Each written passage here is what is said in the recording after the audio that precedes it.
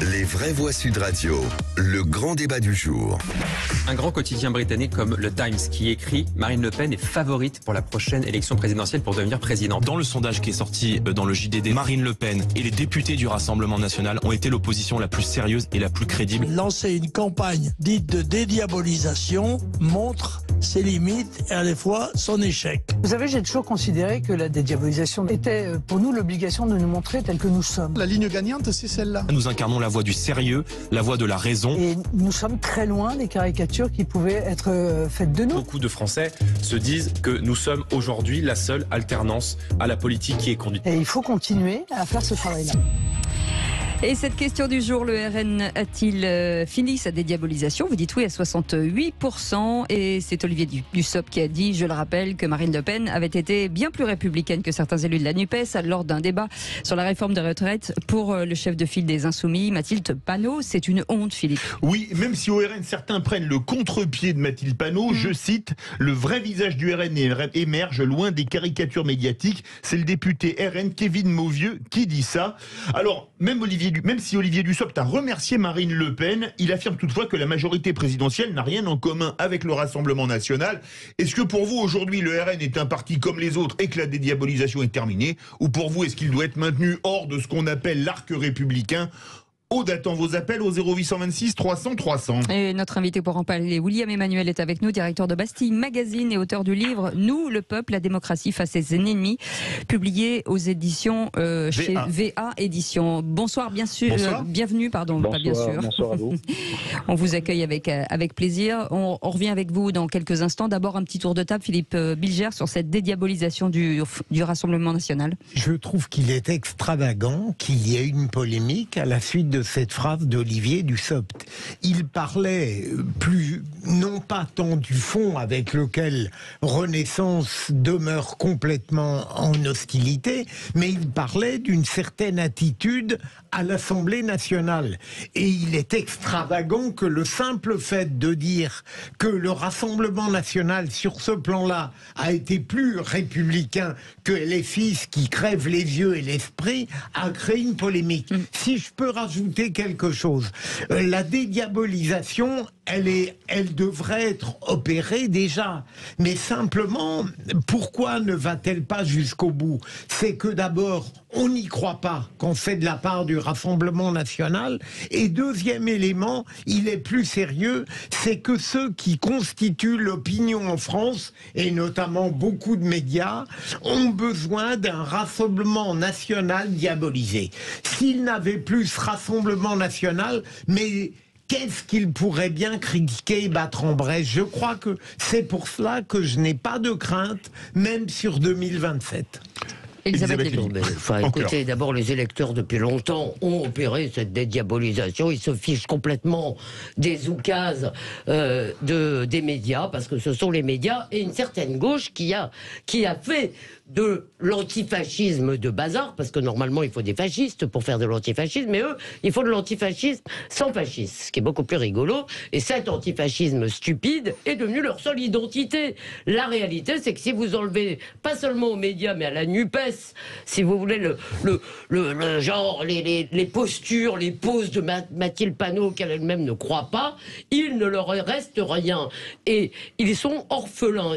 Pourquoi? Parce que ils se sont séparés du peuple qu'ils devaient représenter. D'ailleurs, leurs électeurs ont fichu le camp au Rassemblement national. Et maintenant, si vous voulez, ils sont là à pleurnicher, à pousser des cris d'orfraie. Comment nous ne nous allions pas avec l'extrême droite, sans jamais nous dire en quoi ces gens sont d'extrême droite. Jamais.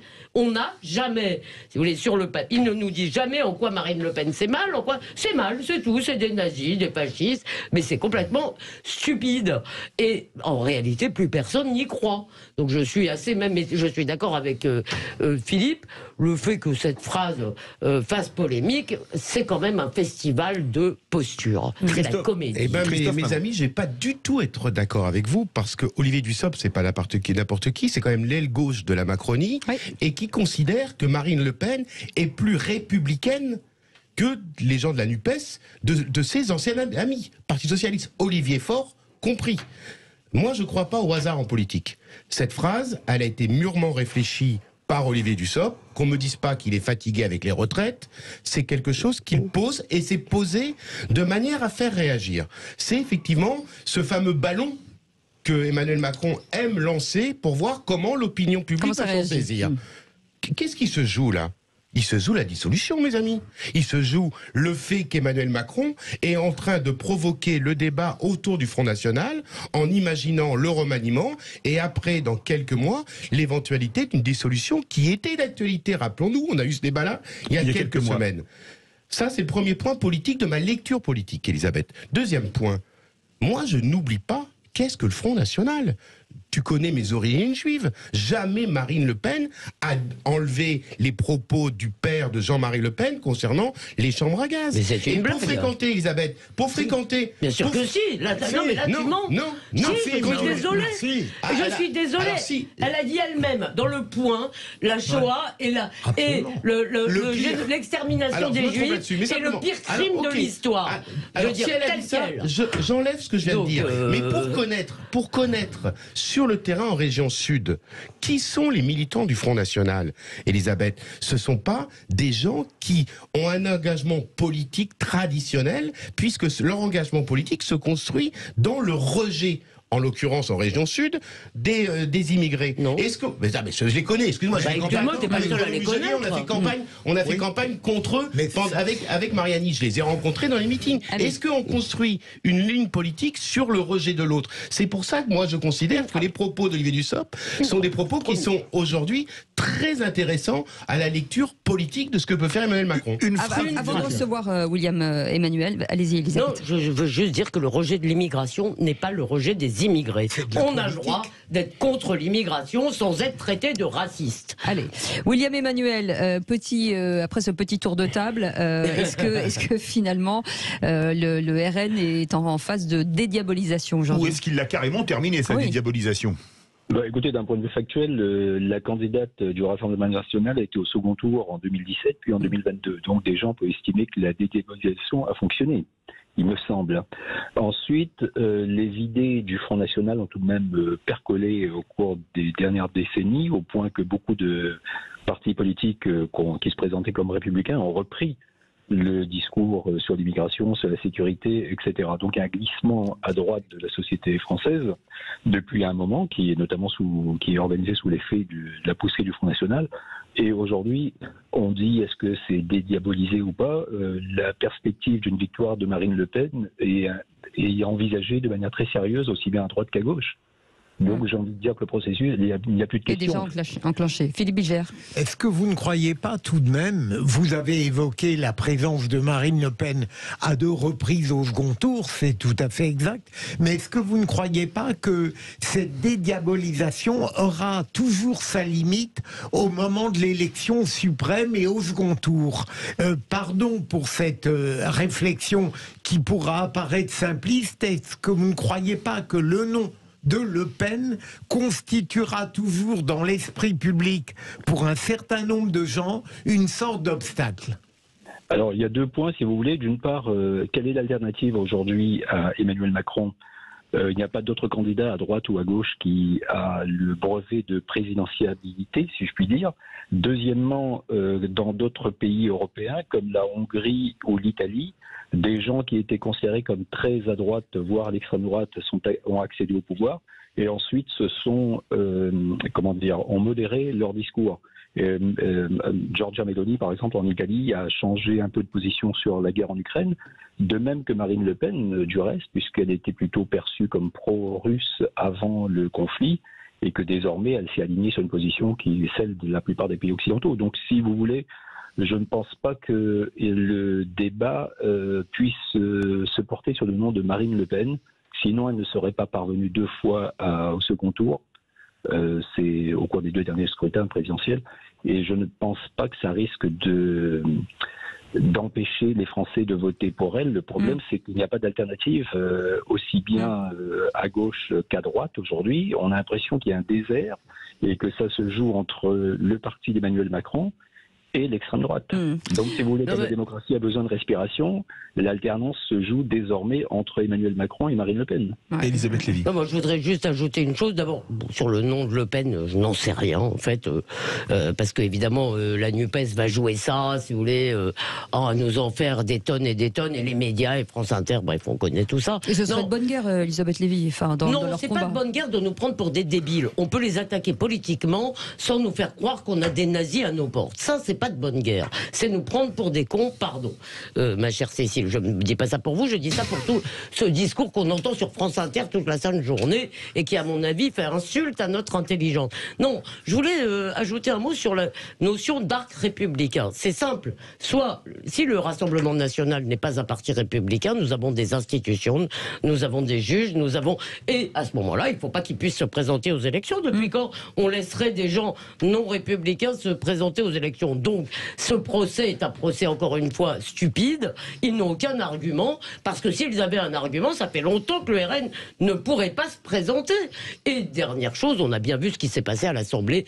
Effectivement, il y a quand même un contraste qui n'est pas tout à fait à l'honneur des débraillés de la NUPES, pardon. William Emmanuel, est-ce que Jordan Bardella joue un rôle, justement, prépondérant dans cette dédiabolisation, entre guillemets? Alors là, je dois avouer mon incompétence parce que je ne sais pas très bien ce que dit Jordan Bardella sur ce sujet.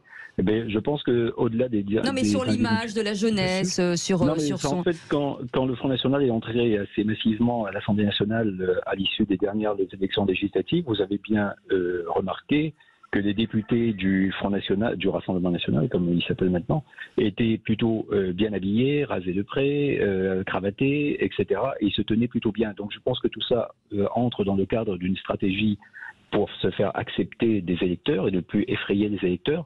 Et donc Jordan Bardella, je pense qu'il fait ça sous la dictée de Marine Le Pen, qui demeure tout de même la figure de proue du mouvement. Christophe Madrol, je partage complètement. J'essaie d'avoir une lecture politique de tout ça. Moi, à la place de Olivier Dussopt, effectivement, Marine Le Pen a été plus polie que les débraillés de la NUPES pour faire plaisir à Elisabeth. Et je partage effectivement le bordel de la NUPES à l'Assemblée nationale à bordéliser le débat et aucun intérêt pour nous citoyens d'avoir suivi ce qui se passait à part le cirque à l'Assemblée nationale. Moi, la lecture politique que j'ai avec Bardella, merci Cécile d'avoir posé.